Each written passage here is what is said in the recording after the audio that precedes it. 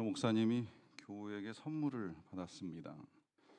이 난을 받으셨는데 그분도 저처럼 이 죽이는 재주가 좀 있으셨던 것 같아요. 그런 선물 받으면 잘 키워야 되는데 잘 못 키우는 부담감이 좀 있습니다. 목사님이 그래도 선물로 받았으니 잘 키워 보시겠다고 나름 연구를 많이 하고, 예, 햇살 좋은데 바람도 잘 통하는 데다 이 꽃을 놔두고 몇 개월 동안을 열심히 적절하게 이제 물도 주면서 잘 키웠는데, 너무 잘 크다 보니까 이제 신기하게 생각이 된 거예요. 잘 큰 것이 아니라 실은 죽지 않은 게 신기한 것이지요. 나도 이걸 할 수 있구나.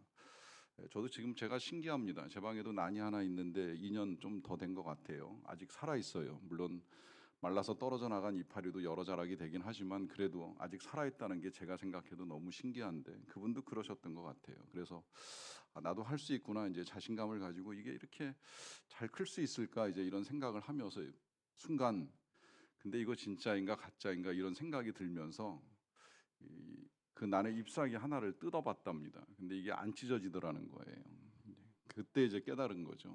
내가 가짜 난에다가 그동안 물을 주고 정성을 들였구나. 얼마나 황당했겠습니까?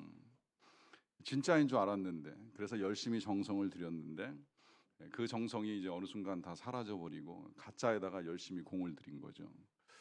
성탄이 다가오면서 선물을 주고받는 일들이 많으실 터인데, 이 선물 받으면 기쁜 일이고 주는 사람의 정성과 사랑이 담긴 건 틀림이 없는데, 만약에 이제 받은 사람이 그야말로 브랜드 좋은 명품인 줄 알고 받았다가 이게 가짜라고 하는 사실이 드러나게 되면 받은 사람의 이 감사함과 기쁨이 어느 순간 상처로도 바뀔 수 있다는 생각을 한 번쯤 해보게 됩니다. 그러하기 때문에 진짜를 알고 진짜를 주고 진짜를 받는 것이 우리에게 있어서 굉장히 중요한 일이 된다고 할 수가 있겠습니다.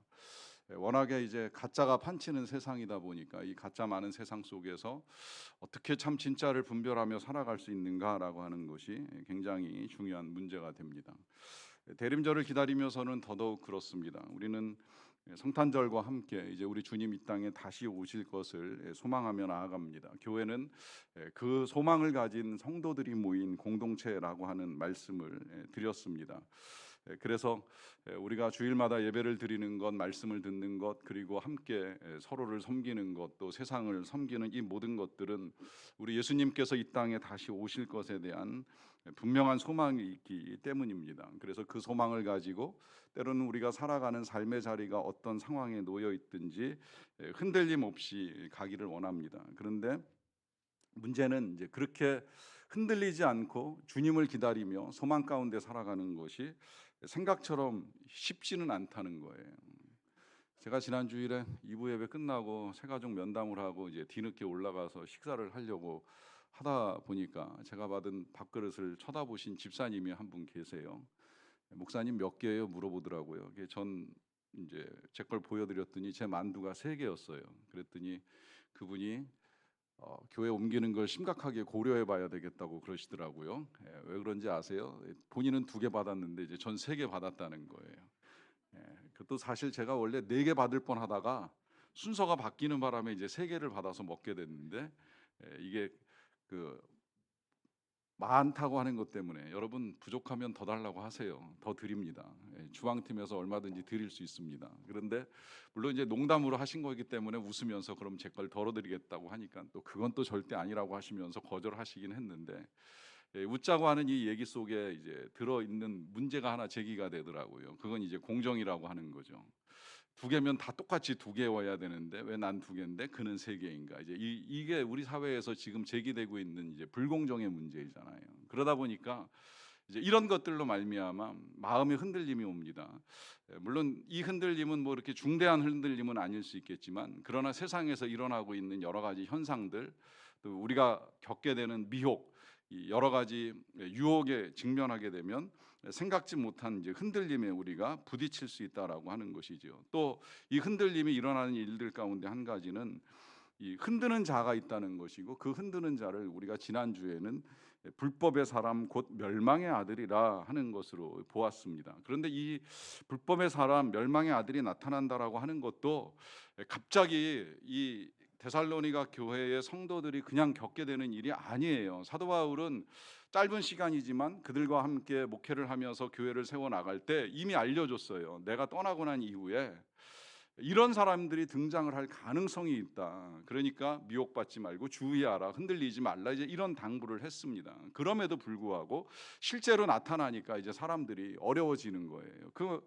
말씀이 5절에 이렇게 시작이 된 거예요. 내가 너희와 함께 있을 때에 이 일을 너희에게 말한 것을 기억하지 못하느냐라고 하면서 사도 바울이 그들과 함께 있을 때 이미 이제 이런 일들을 겪게 될 것이다라고 하는 걸 미리 말씀을 하셨다라고 하는 거죠. 그런데 그걸 미처 기억하지 못하고 행해 나가는 이제 이런 것들 때문에 이제 다시 편지를 쓰게 되신 것입니다. 이런 상황에서 지금 우리 사도 바울이 이런 편지를 쓰는 이 마음의 답답함을 얼마나 이해하시는지 모르겠어요. 가끔 그런 경험을 실제로 할 때가 있습니다. 물론 뭐 이제 저하고 만난 지가 얼마 안 된 새가족들 같은 경우에야 제가 전하는 말씀을 들으신 적이 많지 않아서 이런 반응을 보이실 수 있고 또 질문도 하실 수 있다고 생각을 하는데요. 이미 이제 오래전에 계속해서 한 번도 아니고 여러 차례 언급을 했음에도 불구하고 실제로 이제 이런 일에 직면을 하다 보면 그러면 다시 또 질문을 하거나 아니면 이제 다른 데서 듣고 그걸 그제서야 깨달은 것처럼 반응을 하시는 분도 계시고, 아니면 이 질문조차도 아예 하지 않고 그런 일에 직면했을 때 그냥 자기 나름대로 생각하고 결정해 버리면서 이제 시험에 빠지거나 어려움을 겪게 되는 경우를 종종 보게 됩니다. 여러분, 우리에게 있어서 기억하는 것과 이제 있는 것이 잊어버리는 것이 잘 선택될 필요가 있는데요.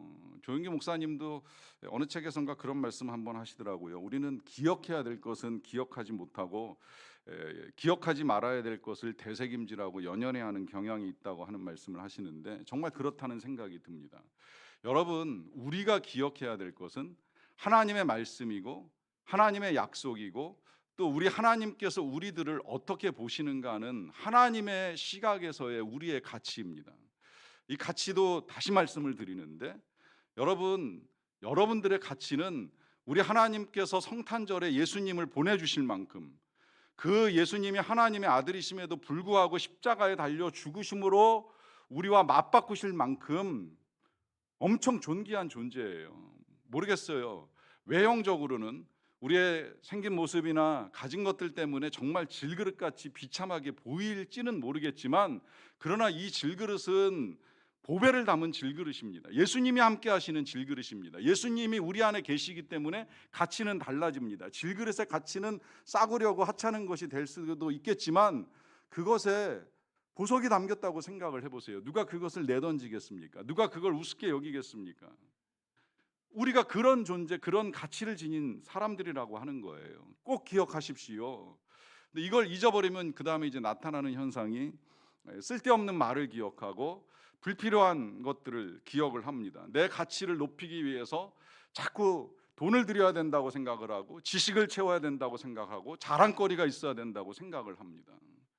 모르겠어요. 스스로는 그것 때문에 가치가 높아진다고 생각할지는 모르겠지만 전 절대 그렇게 생각하지 않습니다. 우리의 가치가 주님이 계시다는 것 이외에는 사람들이 평가하는 가치일 뿐이고 전 그것도 사람들의 생각이기 때문에 다 옳다고 여기지 않습니다.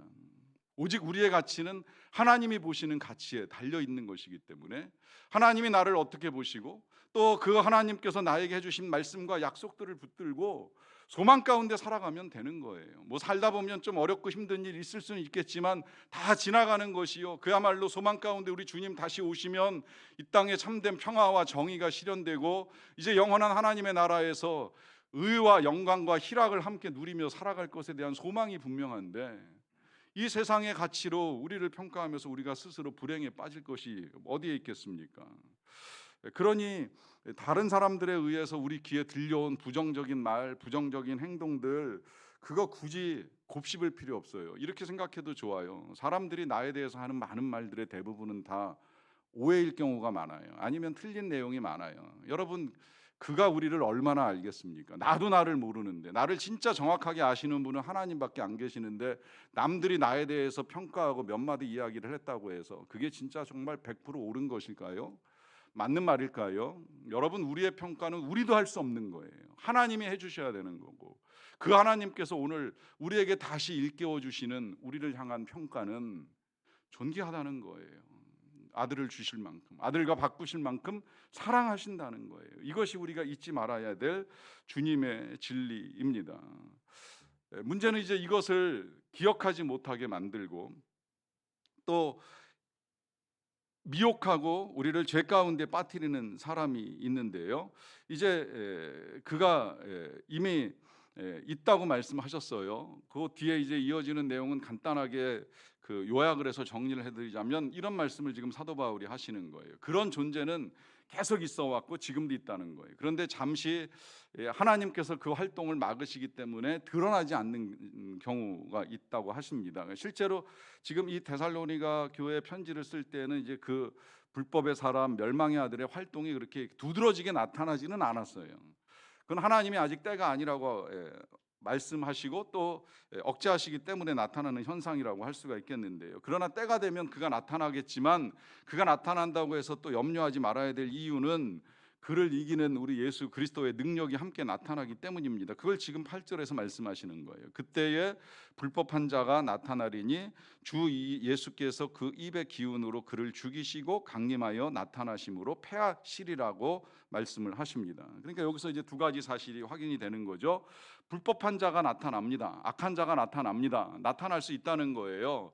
그렇지만 나타나는 것으로 끝나는 것이 아니라 예수님께서 그 입의 기운이라고 하면 뭐 예수님 입술에 워낙 권세가 강하니까 그 권세로 그를 죽이실 수도 있다고 표현하는 것일 수도 있겠고, 아니라면 말씀 자체가 워낙 권능이 있으시기 때문에 주님의 말씀으로도 패하실 수 있다고 보실 수 있는 것이고요. 중요한 건 결국은 아무리 악한 자라 하더라도, 아무리 불법한 자라고 하더라도 우리 예수님으로 말미암아 완전히 패함을 입을 수밖에 없다라고 하는 것이 오늘 성경이 우리에게 해주시는 분명한 약속입니다. 다만 이제 이러한 일들이 일어날 때에 우리가 미혹을 받을 수도 있으니 그 악한 자의 나타남이 어떠한가 하는 걸 잠시 보실 필요가 있는데요. 그 뒤에 이어집니다. 악한 자의 나타남은 사탄의 활동을 따라 모든 능력과 표적과 거짓 기적과 불의의 모든 속임으로 멸망하는 자들에게 있게 될 것이라고 말씀을 합니다. 여기 보시면 악한 자도요, 사탄의 활동에 따라서 능력과 표적을 행하실 수 있다고 하시고요. 그 다음에 그것이 안 될 때에는 거짓 기적도 나타나고 불의의 모든 속임으로도 나타날 수 있다라고 하는 거예요. 여러분, 그래서 이제 사람들이 여기 많이 미혹되는 거 보실 거예요. 주님만 주의 백성들에게 능력을 주셔서 행하시게 하는 것이 아니라 사탄도 능력을 줍니다. 그래서 무당이 점도 치고 예언을 하는 거예요. 사탄도 이 능력이 있기 때문에 그 능력을 받은 무당 같은 사람들이 만나는 사람의 과거를 되짚어 주면서 당신 이렇게 살아오지 않았느냐라고 하면 그 능력에 이제 사람들이 현혹되어서 그럼 이제 이후에 어떻게 되느냐, 어떻게 해야 되느냐, 이제 이런 질문을 하기 위해 또 돈을 쏟아붓잖아요. 여러분, 이런 능력이 우리 주님께도 있지만 사탄에게도 있고, 더더군다나 이 사탄을 성경의 표현대로 하면 광명의 천사라고 표현을 하는데, 그 광명의 천사로 가장을 해서 사람들을 미혹하는 일이 일어난다는 거예요. 그게 이제 또 안 될 때는 이제 거짓 능력을 행하죠. 실제로 지금도 이제 그런 보도 가끔 봐요. 아프리카 같은데 아직도 집회하면 이 가짜 환자들을 데려다 놓고 마치 집회를 인도하는 목회자가 고쳐준 것처럼 일으켜 세우고 뭐 눈을 뜨게 하고 하는 이제 이런 일들을 한다는 거죠. 그 능력을 행하는 이유가 어디 있겠어요? 미혹하는 거예요. 이때 이 미혹을 분별하는 기준이 뭔지 아시죠? 그 기준은 그 능력을 행하는 자가 누구에게 영광을 돌리는가? 우리 주님이신가? 아니면 자신인가?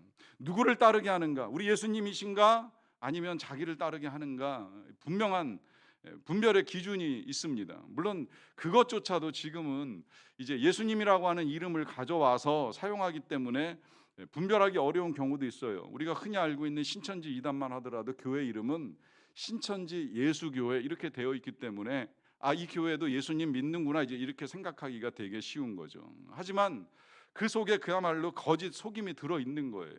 어떻게 해서든 사람들을 미혹해서 정말 예수님을 믿고 소망하게 만드는 그 모든 일들을 해야 하는 이제 그런 결과를 초래하는 것이라고도 할 수 있습니다. 이건 이제 처음부터 아예 사단에게 미혹되어서 능력을 행하는 경우라고 한다면, 원래는 그렇지 않았는데 시간이 흐르면서 이제 변질되는 경우도 종종 있습니다. 예를 들면 과거에 이 신앙촌 박태선 장로 같은 양반은 원래 정말 교회를 열심히 다니던 분이고 신앙이 좋았던 분이라고 평가를 받아요. 그 신앙촌에 잠시 몸담았던 성도님을 제가 뵙고 들은 경험에 의하면 처음엔 정말 대단했어요. 그분이 예수님의 이름으로 선포하고 치유하고 고치는 능력이 얼마나 놀라웠는지 몰라요. 그런데 시간이 지나면서 사람들이 그 사람을 보면서 오히려 거꾸로 이제 질문을 하기 시작을 한 거예요. 혹시 당신이 예수님 아닙니까? 당신이 하나님 아닙니까? 그러면서 이 사람 스스로가 이제 타락을 하고, 정말 내가 예수 아닐까? 내가 하나님이 아닐까? 이제 이런 생각을 하면서 사람들을 불러 모으고 뭐 신앙촌이라는 이제 부락을 만들고 하면서 결국은 죄악의 길로 빠져들기도 했는데, 처음부터 그렇게 나빴던 건 아닌데요. 시간이 지나면서 이제 변질되고 악화되다 보니까 이제 이런 일들이 저질러지게 되었다라고 하는 것을 보게 됩니다. 자, 왜 이런 일들이 일어나는가라고 하는 이 질문에 1차적으로는 복음이 진짜이기 때문입니다. 우리 주님이 진짜이기 때문이다. 여러분, 짝퉁이 존재하는 이유를 아시지요? 명품이 있기 때문입니다. 그래서 가짜가 나타나는 거예요. 진짜가 있으니까 가짜가 나타나는 거예요. 복음이 진짜고 진리가 진짜이다 보니까 이 진리를 따라서 가짜를 만들어 놓고 이것이 진짜인 양 전하는 사람들이 있을 수밖에 없다라고 하는 것이죠. 그래서 우리한테 여러 가지 이제 미혹과 흔들림을 가져다 주기는 하는데, 한 가지 분명한 사실은 그 진짜와 가짜가 구분될 때가 이른다는 거예요. 사실 우리 예수님의 심판은 이제 바로 그걸 가르는 거예요. 진짜와 가짜. 누가 진짜 그리스도이고 가짜 그리스도인지로부터 시작을 해서 누가 진짜 그리스도인인지 가짜 그리스도인인데 진짜인 것처럼 성도의 행세를 하면서 살아왔는지에 대한 분별이 우리 주님의 강림하심과 함께 이루어지게 된다라고 하는 것이죠. 그래서 본문 12절에 이런 말씀을 하시는 거예요. 진리를 믿지 않고 불의를 좋아하는 모든 자들로 하여금 심판을 받게 하려 하심이라라고 하면서, 진리를 따라 살아가는 것이 하나님의 뜻일진데 이 진리를 따라 살지 아니하고 불의를 좋아하는 사람들에게는 결국은 심판이 있을 수밖에 없다라고 하는 것입니다. 저는 여기서 이제 오히려 주님 오시는 것에 대한 소망이 훨씬 더 커지는 거예요. 여러분, 혹시 요즘 이렇게 뉴스 접하다 보면 우리나라 이 재판 관련된 일들 참 많다 이런 생각 혹시 하시지 않는지 모르겠어요. 뭐 누구를 기소한 해 만해로부터 시작을 해가지고 이제 누구에게 어떤 구형을 했네, 또 뭐 판결을 하네, 선고를 하네, 뭐 재심을 하네, 뭐 이제 이런 일련의 기사들이 생각보다 되게 많더라고요. 보면서 참 죄 짓는 사람도 많고 그 죄에 따라서 죄를 처벌하기 위해서 애쓰는 사람도 많다, 이제 이런 생각을 하게 되는데, 보다 보면 가끔 혹시라도 뭔가 시원하지 않다 이런 생각을 하시는지도 또 모르겠어요. 어떤 사람은 당연히 죄인이라 벌을 받아야 될 것 같은데 피해 나가는 사람이 있는 것 같고, 또 어떤 사람은 죄가 없는 것 같은데 기소도 되고 재판도 받고 하면서 형을 사는 거 아닌가, 이제 이런 생각이 들게 하는 경우도 있잖아요. 뭐 사람에 따라 판단이 다를 수는 있겠지만, 그런 일들이 만약에 이제 우리 눈에 보이게 되면 이제 그럴 때 진짜 우리는 이제 공정 문제, 정의 문제, 이거 뭔가 불의한 거 아닌가, 잘못된 재판과 이 판결이 진행되고 있는 것은 아닌가라고 하는 생각을 하게 됩니다. 이런 일이 일어날 수 있다고 생각을 하는 건 재판관도 물론 법에 따라 이 모든 것들을 판결하고 진행해 나가긴 하지만, 경우에 따라서는 뭐 개인의 생각에 따라 혹은 개인의 이념에 따라 판결을 하기 때문에 나타나는 현상이라고 생각을 할 수 있는데요. 이 모든 것들을 바로잡는 일이 우리 주님과 함께 이루어질 수 있다는 겁니다. 특히나 이제 더욱 아직도 이해가 안 되는 건, 악하고 강한 자가 전혀 심판을 받지 않는 것처럼 여겨지는 상황입니다. 뭐 예를 들면 북한의 김정은만 하더라도 그는 처음에 집권할 때 사람들은 그런 예측을 했어요. 한 3, 4년이면 무너질 것이다. 어느새 10년이 됐더라고요. 그 10년 동안에 그는 핵개발이라고 하는 명분하에 그 땅의 백성들을 너무 고통에 빠뜨리고 있음에도 불구하고 오히려 자신만만하고 여유만만하게 악을 행해 나가는 것을 보게 되면 정말 이 땅에 정의가 이루어지는가 하는 의문이 들죠. 또 러시아의 푸틴만 하더라도 그 힘과 권력으로 젊은이들을 전쟁터에 내몰면서 많은 사람들이 무고하게 희생당하는 일들을 겪게 만드는 것을 보게 되면 과연 이 땅에 정의가 있는가 하면서 우리는 의문을 많이 제기합니다. 이 모든 것들을 바로잡고 다시금 악을 온전하게 패하시고 선이 승리하는 것을 우리에게 가져다 주시는 분이 바로 우리 주님이십니다. 그래서 우리는 더더욱 주님이 이 땅에 임하셔서 다시 만들어 가시게 될 이 새하늘과 새 땅에 대한 분명한 소망을 가지고 살아갈 수 있게 됩니다. 문제는요, 그렇게 주님이 여기 지금 말씀하신 것처럼 모든 자들로 하여금 심판을 받게 하신다고 말씀하시는 이때에 우리는 어떨까요? 우리는 심판을 면할 수 있을까요? 우리는 심판을 면할 만한 존재일까요? 라고 하는 질문을 하는 것입니다.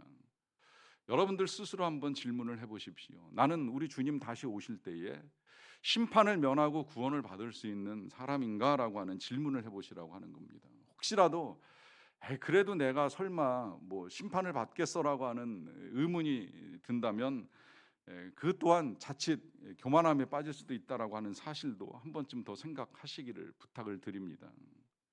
사도 바울은요, 오직 예수님만을 위하여 평생 사역을 하시다가 그 사역 말년에 스스로 고백하기를 나는 죄인 중에 괴수라는 고백을 했어요. 절대 과거형이 아니라고 제가 가르쳐 드렸습니다. 인생 말년에 난 지금도 죄인 중에 괴수라라고 하는 고백을 합니다. 여전히 나는 죄인 중에 괴수라라고 하는 말씀입니다. 사도 바울이 그 정도라고 한다면 우리는 어떠할까요? 우리는 어떤 고백을 해야 될까요? 사도 바울 못지않게 물론 그 이상은 될 수가 없다고 생각을 하지만 김용희 선교사님이 자식 5명을 다 선교지로 내보내면서 본인도 선교를 하시기 위해서 평생을 헌신을 하셨는데 이분이 말씀을 전하실 때마다 본인을 일컬을 때 쓰는 표현이 하나 있잖아요. 난 죄의 장아찌 같은 사람입니다. 죄의 장아찌. 그분도 정말 열심히 주님을 위하여 평생을 살아오시는 분이신데 그럼에도 불구하고 왜 그런 고백을 하겠습니까? 주님 앞에서, 진리 앞에서 주님의 잣대로 봤을 때에 우리의 죄가 몇 개의 공로와 업적으로 말미암아 의롭다 여길 만한 존재가 아니라는 사실을 분명하게 알고 있는 것이에요. 자, 그렇다고 한다면 그분들도 그 정도라고 한다면 우리의 이 죄악으로 말미암는 비참함은 이루 말할 수가 없을 터인데 그렇다면 우리가 어찌해야 하겠습니까? 이 질문에 아까 읽었던 이 10절 하반절에서 이런 답을 우리에게 줍니다. 중간부터 볼게요. 이는 그들이 진리의 사랑을 받지 아니하여 구원함을 받지 못함이라라고 말씀을 하십니다. 자, 여기서 지금 이 멸망하는 자들이 멸망하는 이유를 가르쳐 주는데 그 멸망하는 이유는 진리의 사랑을 받지 못하기 때문이라는 거예요. 역으로 말씀을 드리면 진리의 사랑을 받아들이면 구원함을 받을 수 있다라고 합니다. 자, 그렇다고 한다면 이 진리의 사랑이라고 하는 것이 무엇이겠습니까? 그야말로 진리 예수님이시고 이 예수님의 사랑을 받아들이는 거예요. 그때 이 예수님의 사랑이 어떻게 나타났습니까?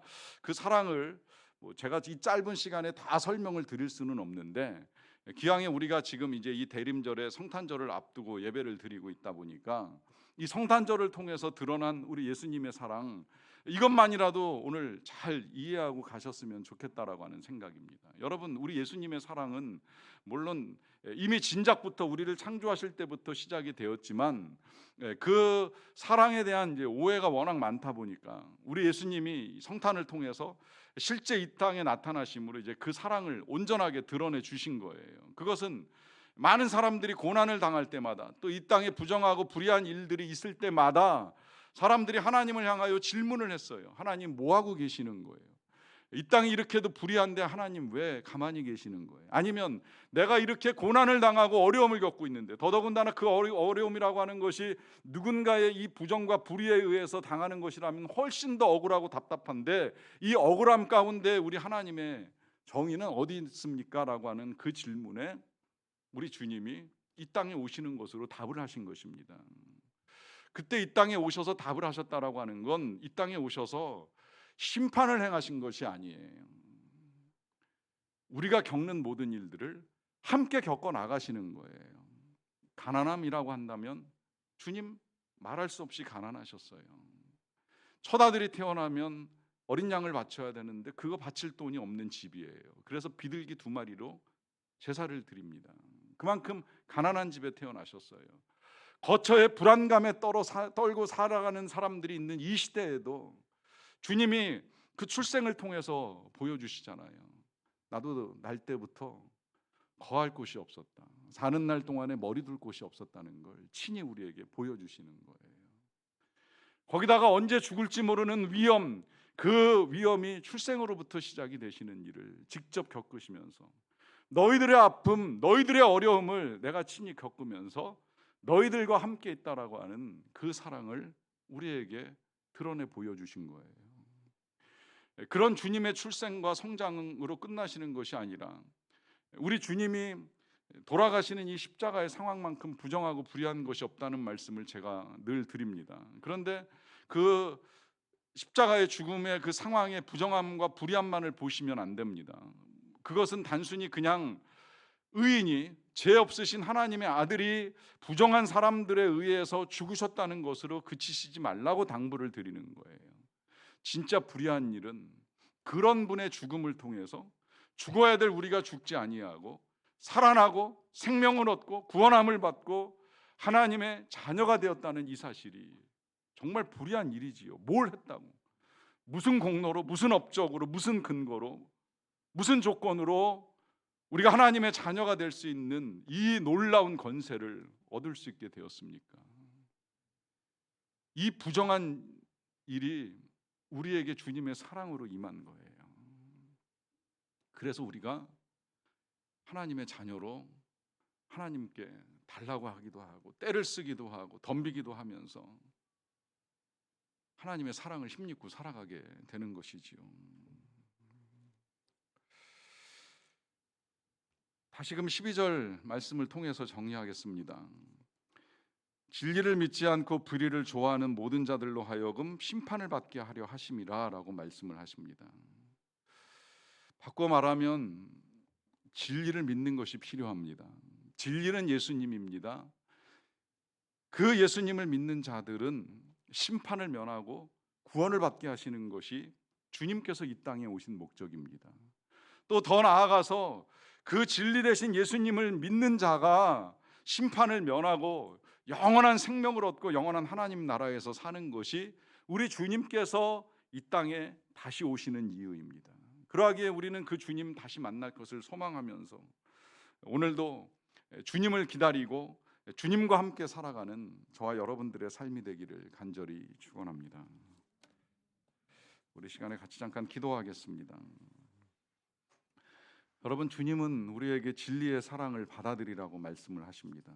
우리의 믿음은 다른 데 있는 것이 아니라 우리를 사랑하셔서 이 땅에 오신 예수님의 사랑을 믿음으로 받아들이는 데에 있습니다. 친히 이 땅에 임하셔서 우리와 똑같은 고난을 겪으시고 가난을 겪으시고 불의함을 당하시고 어려운 일을 겪으시면서 언제나 우리와 함께 하신다는 사실을 분명하게 드러내신 하나님의 사랑, 그 사랑을 우리가 믿음으로 수용하고 받아들이는 일입니다. 고백하십시오. 주님, 저는 부족한 죄인이지만 그러나 이 죄인을 향한 주님의 사랑을 믿고 의지합니다.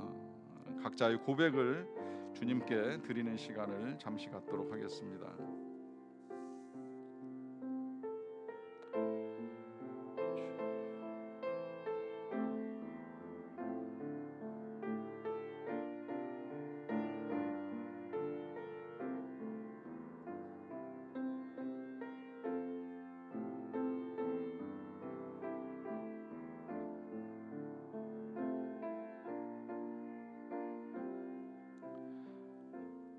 사랑의 아버지 하나님, 우린 죄인입니다. 우리는 부족합니다. 우리는 연약합니다. 그런데 주님은 사랑이시고 주님은 넉넉하시고 주님은 강건하셔서 부족한 우리를 위하여 행하시고 부어주신 그 모든 사랑으로 말미암아 진심으로 감사드리옵나이다. 이 시간에 다시금 그 사랑을 받아들이기로 믿음으로 고백하면서 어떤 것보다도 오직 주님만 더욱 사랑하며 살아가기를 간절히 원합니다. 예수님의 이름으로 기도하옵나이다. 아멘.